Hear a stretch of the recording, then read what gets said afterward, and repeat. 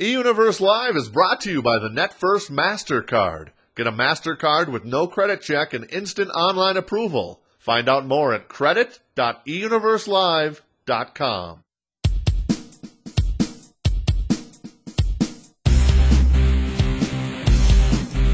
You know, sometimes the most uninteresting things end up interesting me. I once knew this one girl whose name was 9 syllables long. I just always thought that was just crazy. Her first name was 4 syllables, and her last name was 5 syllables. I don't know. I was just always amazed at it. You know, this was like when I was like in 4th grade, so I don't know. I don't know what that says about me, but what the heck. Hey, it's eUniverse Live for April 10th, 2001, and it's your good friend, it's your pal, it's your compadre. It's TC, everybody. How you doing today? Welcome to a big Music Tuesday right here on the Juggernaut of Love. Each and every Tuesday, we run through, that's right, some of the cool new releases in stores as of today. Plus, we also cover the music news of the day. And I got to say, there's lots of music news going on today, including there's even a little music news in our little headlines making stories, which we'll get to in just 2 shakes of a monkey's bum. I know everybody looks forward to that. Well, at least that's what I like to think. So, and then also we'll do our link of the day. Very cool link. It's golf season, so I thought, hey, we could do a little golf link of the day, right? And then also, we'll do a little weird story of the day. Finish up with that. So, that's what's going on the Juggernaut of Love today. So, let's get to it. Headlines, making stories. The little Jay Leno, David Letterman, Conan O'Brien monologue of love, so to speak. And I'm going to dedicate this one to, let's see, who's the most unfunny out of all of them? Probably, I better not say. I like them all. I used to love Letterman when I was, in the quote unquote the 80s, Letterman was like the coolest guy. And then in the 90s, I don't know, as I've aged, I've become more of a fan of, Jay Leno. And I kind of like Craig Kilborn, too, because he's so smarmy, And he's got that, Minnesota good look, that all of us, former Minnesotans or current Minnesotans are born with, right?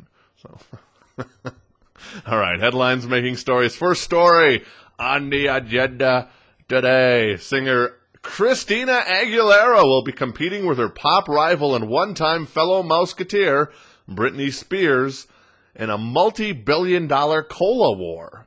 The BBC says Aguilera has signed on for ads with soft drink giant Coca-Cola.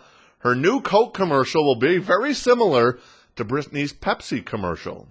Except, of course, in Christina's commercial, her cans are real. Come on.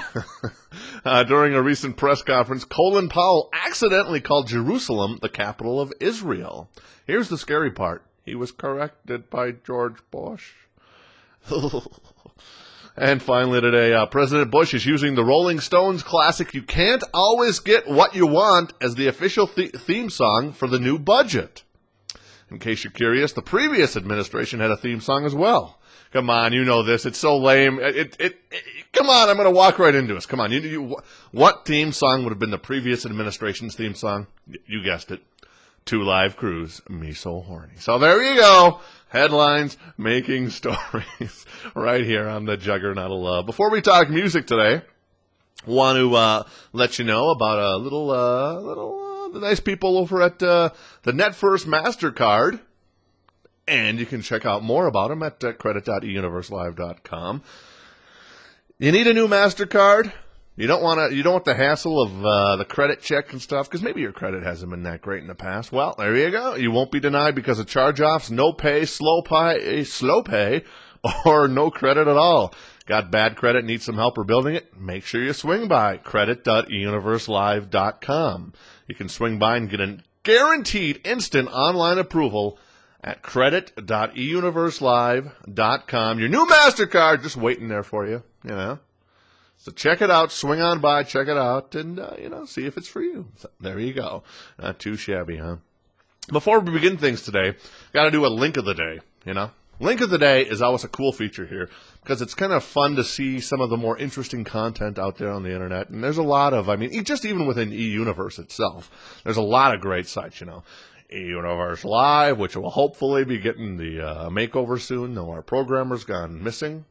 And then eUniverse games, of course, eUniverse.com. Flogo, lots of good stuff over at Flogo. And then there's a lot of other great websites like Just Say Wow, Deb's Fun Pages. Great stuff. So, great stuff to amuse you through the day, or just even, 5-minute doses. So there you go. Anyways, golf season is here, obviously down here in Arizona, or if you're living in Florida, golf season pretty much 24/7, 365 days a year. But if you're up in Minnesota or even Idaho or, New York, golf season is a welcome addition. And golf season, pretty much with baseball season opening, you pretty much probably tee them up now anywhere around the country. And if you're looking for a cool website to find out about golf courses around the country, I stumbled across this one, golfcourse.com. Makes sense, right? You can actually, they list, 20,000 different golf courses. So you can find out a lot of information on a lot of different courses. Good stuff, in my humble opinion. I used to play golf. I used to have a membership, but golf is just one of those games you love to hate. Every time I could not tee off to save my life, whether I'm using wood irons or metal irons or whatever, or woods, I end up using the irons. I'm like teeing off with a 2-iron because every time I try to hit anything with a wood, my ball just automatically finds the trees. And it seemed like I was always playing on courses with trees. I think it was like one of those mental things where I just had to get over it. When I go to play on courses that didn't have many trees, I did fine. In fact, I did quite well. My claim to fame, an eagle. That's the best I ever did. Hit the drive, boom. Hit the drive again, kind of over a hill, onto the green. I'm up there on the green looking for the ball, and I go to look in the hole, and it's in the hole. It's in the hole. Anyway, so I got that going for me. So golfcourse.com, make sure you swing by and check it out, if you're into golfing. I found it to be a pretty cool site. New music this week, Last week was not the most wonderful week, unfortunately. This week isn't as great either. And then next week, it gets even worse, unfortunately. However, let's cover the topics this week. No disrespect to anybody releasing new albums this week. It's just not, there's not a lot of depth, It's just only a couple people that have new releases coming out, and it makes it for a little tough. Anyways, probably the biggest new album coming out is Ani DiFranco.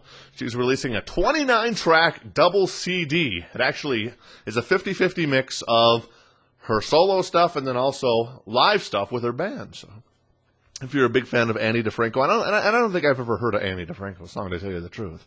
I know she's quite popular though in the adult sophisticated societies. A society that I'd probably never be able to get into, but I try.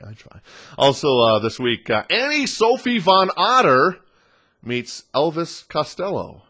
Interesting.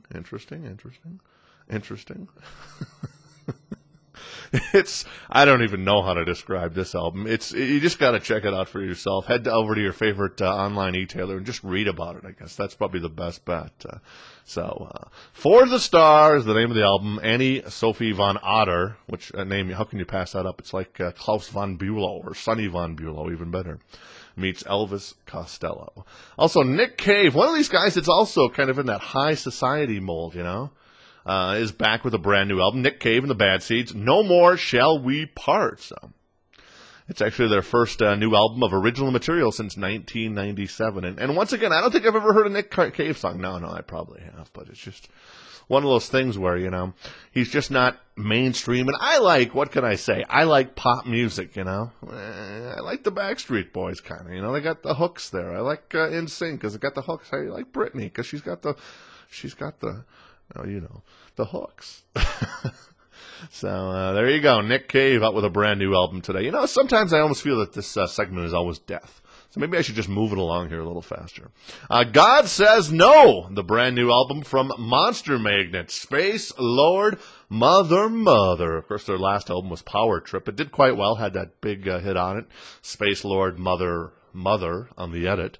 So it was a good song, I gotta say. It was a good song. Anyways, they're kind of, I don't know, some people describe them as Steppenwolf meets White Zombie, which is probably pretty close to what they are, but interesting band nevertheless. Also, Space Hog is back with a brand new album. Now this is definitely a interesting band, in my humble opinion. Of course, if you don't know, the bassist and lead singer in this group married Liv Tyler. what is it, about a couple months ago, a year ago, or whatever it was. So, once again, I don't know much about, I don't know much about Space Hog, though I can tell you that the actual album was recorded by the same guy that produced the Three Doors Down album. So, that might be a good thing, because I love the new Three Doors Down record, you know. Kryptonite, Loser, Duck and Run, good stuff. Good stuff indeed. Also this week, new music on the way from Red House Painters. Glenn Phillips is back with a brand new album. Les Claypool. And finally, DJ Smash. Phonography, baby. Come on now. How can you not love the name of that album? Phonography. That's basically it. There's a lot of people that I've never heard of anything. Luke is actually, wasn't Luke a part of Two Live Crew? Anyways, Luke is back there with Something Nasty, so I should mention that.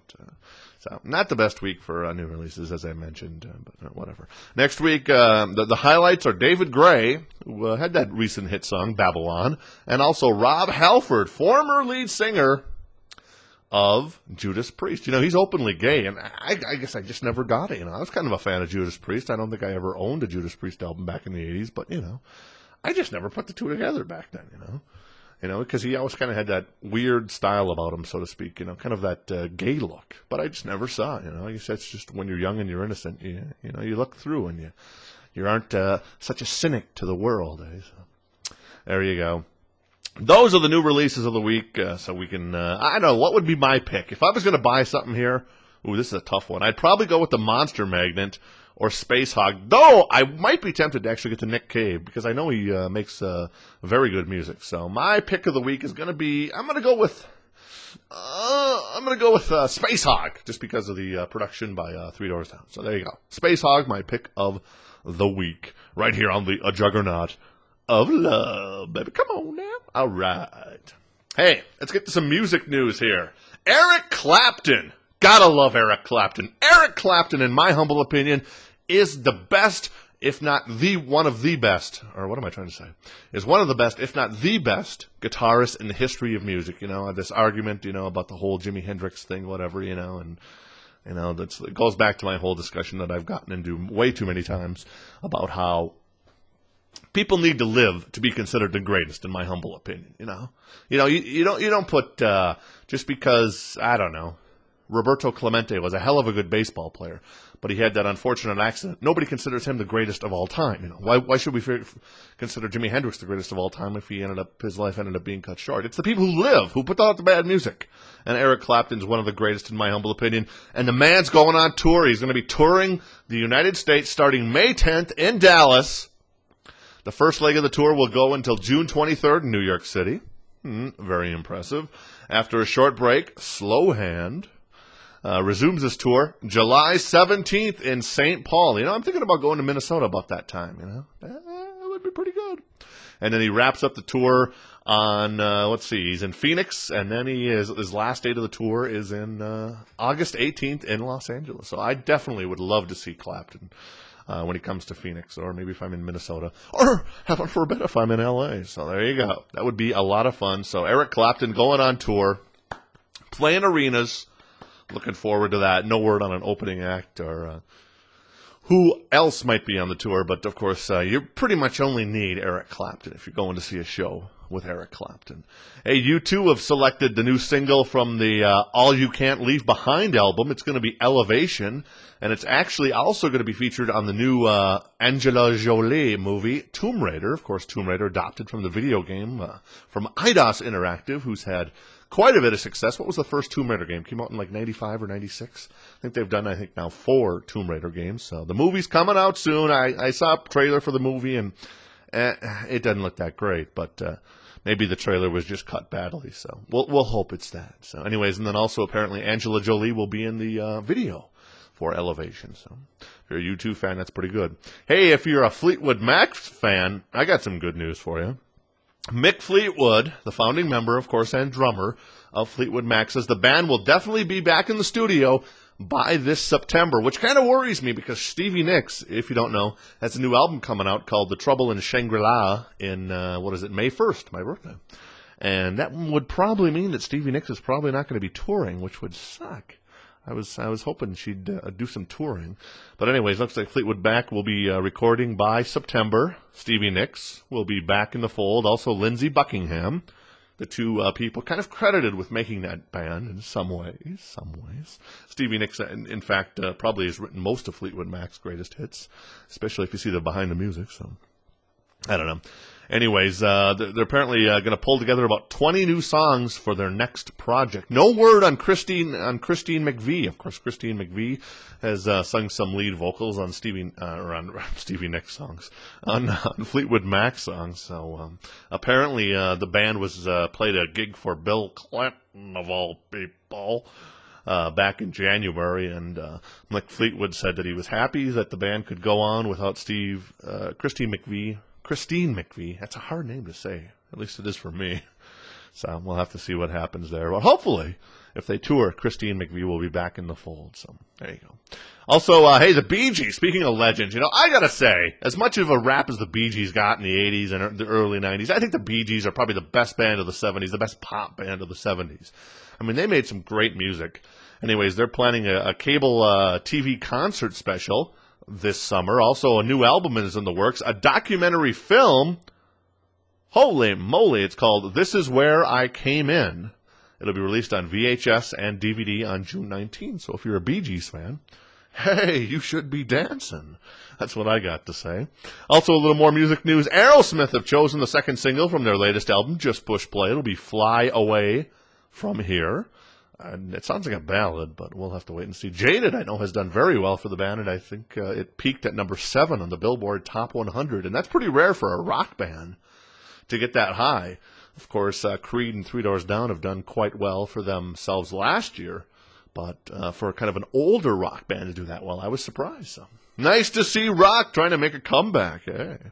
And then finally, if you're a big fan of country music, Reba McEntire hitting the road with Martina McBride, Sarah Evans, Jamie O'Neill, and Carol Dawn Johnson.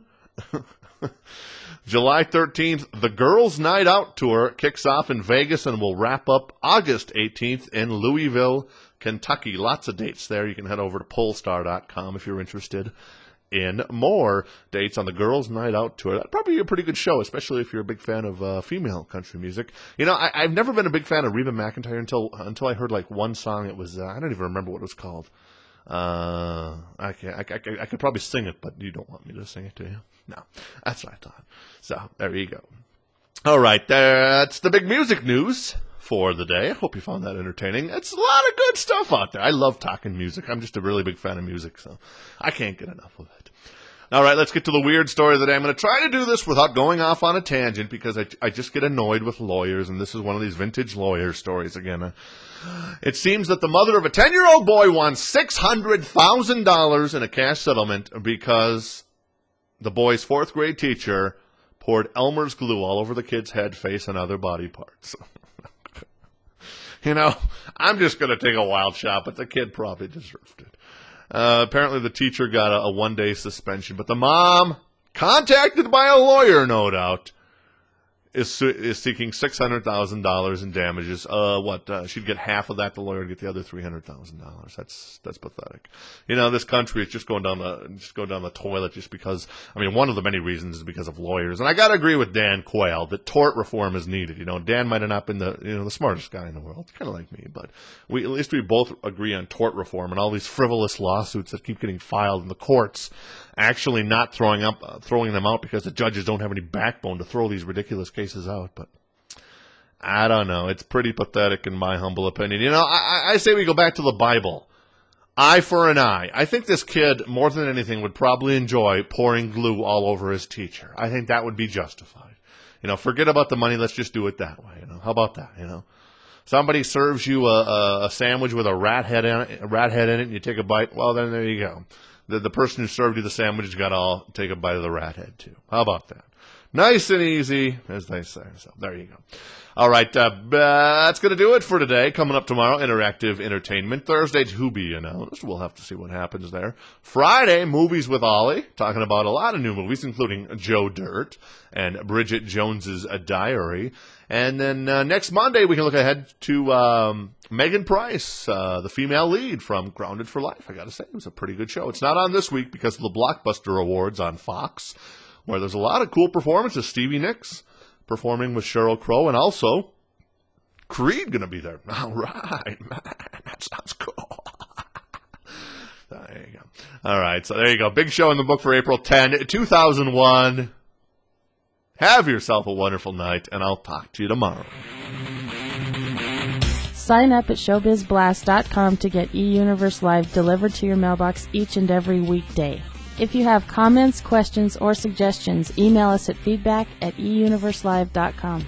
Any reproduction or rebroadcast of this program without the prior written consent of eUniverse is strictly prohibited. eUniverse Live is a production of the eUniverse Network.